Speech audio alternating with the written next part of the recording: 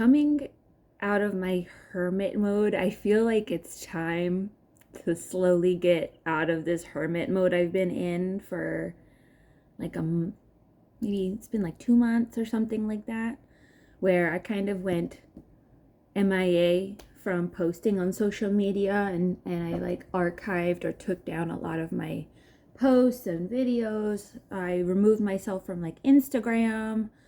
I don't know if I'm ever going to go back to Instagram. That's a whole other discussion about social media consumption and participating in social media.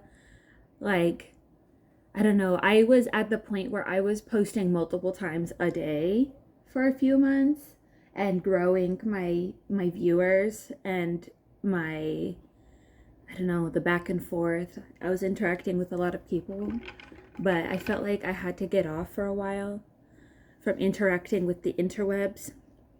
But coming back now, I just wanted to share a little message about when God calls you to hide from the world for a little bit, for like a season. And it's not that out there is bad per se. When God calls you to isolate, or when God removes you from people, places, things, or takes people and places and things away from you, it may feel like a punishment in the moment. Sometimes, though, it's not to get away from out there because out there's bad, but it's so that you can focus on what's in here, because what's in here is good. And if you are being so caught up in what's out there, the influence, the advice, the opinions of what's out there, you can be distracted from what you believe and from the character you actually have and the person that you really are. And when you're always consuming media and others' opinions, it's hard to distinguish what's theirs and what's yours. So when you go into hermit mode, and when God starts removing things from your life and you're like, why? Why me? Why am I so alone? It feels lonely. It feels like all the doors are shutting in my face. Maybe that's your opportunity that you may not recognize in the moment. Maybe that's your opportunity to start filtering through all of these opinions and thoughts that you've accepted from others, so that you can distinguish, who do I actually want to be away from all of that? Who am I as a person away from all of that? Away from your partners, away from your friends, away from your family, away from church and work, and away from school, away from whoever you're around and whatever you're seeing. Who are you away from everything outside of yourself? And it's a really good opportunity where you can start unpacking any beliefs that you've had about yourself, good and bad. Where did that come from?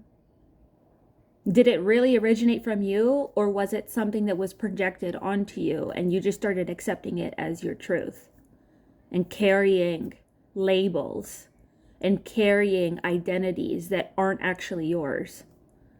Where did that start? Who gave you those? And why are you still carrying them? Who are you apart from the noise out there? It's disappointing at first when relationships start falling apart, when opportunities start falling apart, because you saw yourself on a certain trajectory, but then the door shut in your face, and you have to grieve the loss of that vision, of that fantasy, of that future that you thought you would have. But it provides you with the opportunity to reflect and to regather yourself. And something that's been coming up in my mind lately that I heard from someone else. Now, every time a door closes in my face, it's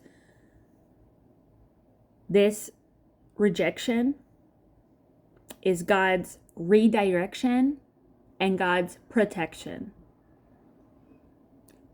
And while the door closing in my face really sucks, and you grieve, you don't skip over that part, you grieve.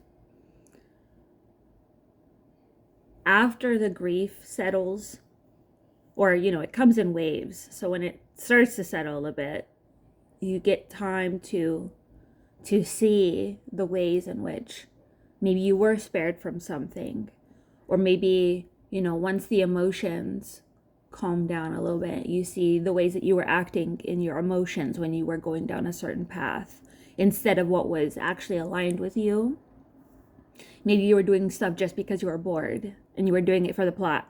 I found myself doing that a lot, and that caused me to feel pain that maybe I didn't need to feel in the end, because I was just doing things out of boredom. Or just, when you're acting in emotions all the time, and this is a sermon that I actually heard this past weekend.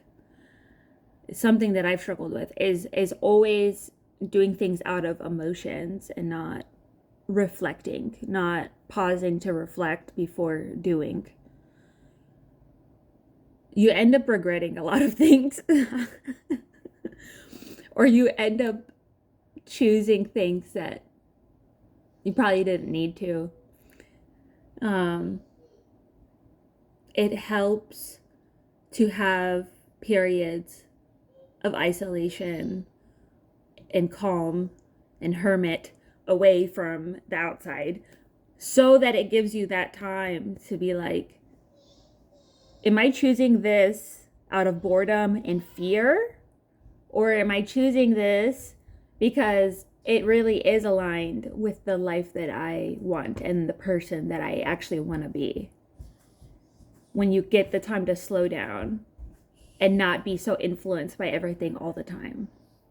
That's just something that I was thinking about this week. But particularly, I felt that I had to make a video about this today. So, yeah.